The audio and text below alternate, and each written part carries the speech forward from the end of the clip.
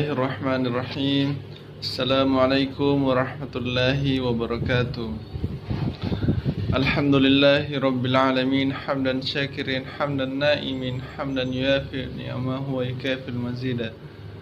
Ya Rabbana lakal hamdu kama yanbaghi li jalali wajhikal karim wa azim sultanik. Amma ba'd. Perkenalkan, nama saya Sulfadi. Saya dari Fakultas Usuluddin Adab dan Dakwah, Prodi Manajemen Dakwah. Dan di sini saya akan mempresentasikan makalah saya yang berjudul Hakikat Pancasila yang Sebenarnya. Dan mohon maaf sebelumnya yang saya hormati Bapak dosen Bapak Muhammad Sali SOSI MPD selaku dosen pengampu mata kuliah Pancasila. Dan di sini saya langsung saja membahas tentang hakikat pendidikan Pancasila. Pancasila itu berasal dari kata Sanskerta, yaitu panca berarti lima dan sila berarti prinsip atau asas. Jadi Pancasila adalah prinsip pedoman yang menjadi landasan masyarakat Indonesia dan sumber hukum negara. Adapun istilah Pancasila telah dikejar sejak dulu, yaitu digunakan untuk acuan moral atau etika dalam kehidupan bangsa Indonesia sehari-hari. Misalnya dari karya-karya pujangga besar Indonesia semasa berdirinya Kerajaan Majapahit yang dilukiskan dalam tulisan Empu Prapanca tentang negara keragamaan dan Empu Tentular dalam bukunya Sutasoma. Dan hakikat pendidikan Pancasila adalah upaya sadar dan terencana untuk mencerdaskan kehidupan bangsa bagi warga negara dengan menempuh jati diri dan moral bangsa sebagai landasan pelaksanaan hak dan kewajiban dalam bernegara. Demi kelangsungan kehidupan dan kejayaan bangsa dan negara, sehingga dengan mencerdaskan kehidupan bangsa dan memberi ilmu tentang tata negara dan menumbuhkan kepercayaan diri terhadap jati diri bangsa serta moral bangsa.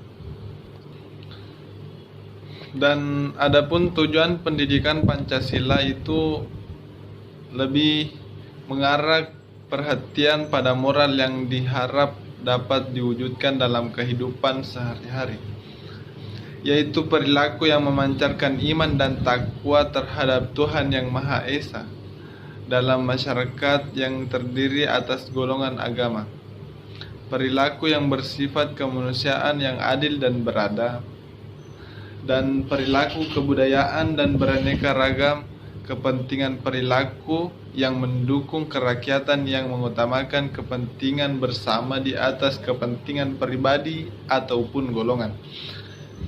Dan adapun tujuan nasionalnya adalah sebagaimana yang telah ditegaskan pada pembukuan Undang-Undang 1945, alinea keempat menyatakan bahwa melindungi segenap bangsa Indonesia dan seluruh tumpah darah Indonesia, dan memajukan kesejahteraan umum dan mencerdaskan kehidupan bangsa dan ikut melaksanakan ketertiban dunia yang berdasarkan kemerdekaan, perdamaian abadi, dan keadilan sosial.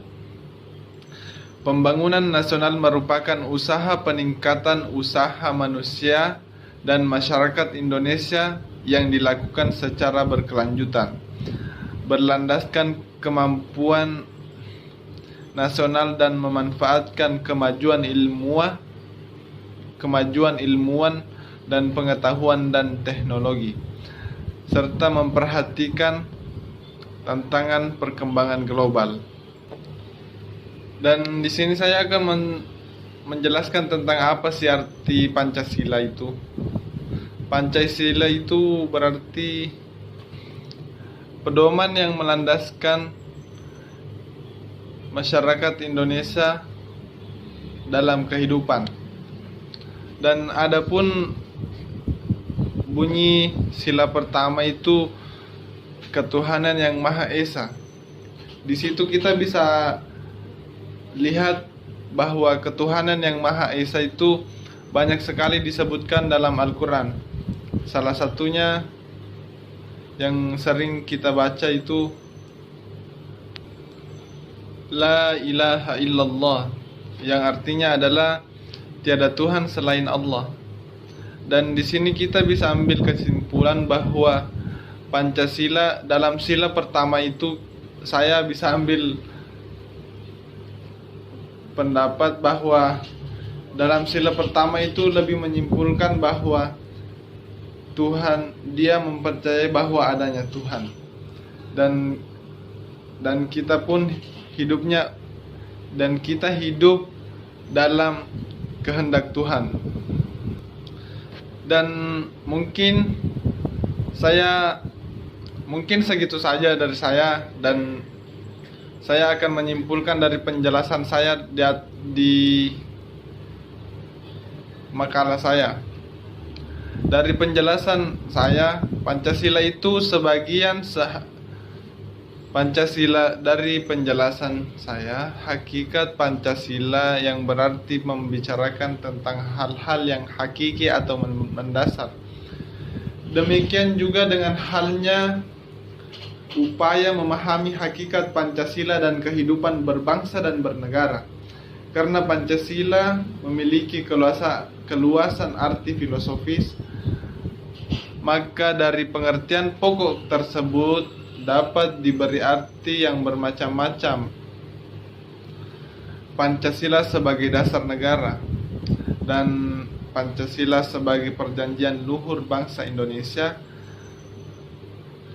dan sebagai cita-cita Pancasila dan tujuan bangsa Indonesia. Mungkin segitu saja dari saya. Jika ada pertanyaan, tolong ditulis saja di kolom deskripsi di bawah ini. Jika masih ada yang kurang difahami, mohon maaf sebesar-besarnya. Saya Sulfadi, kurang lebihnya mohon maaf. Wassalamualaikum warahmatullahi wabarakatuh. Salam sukses.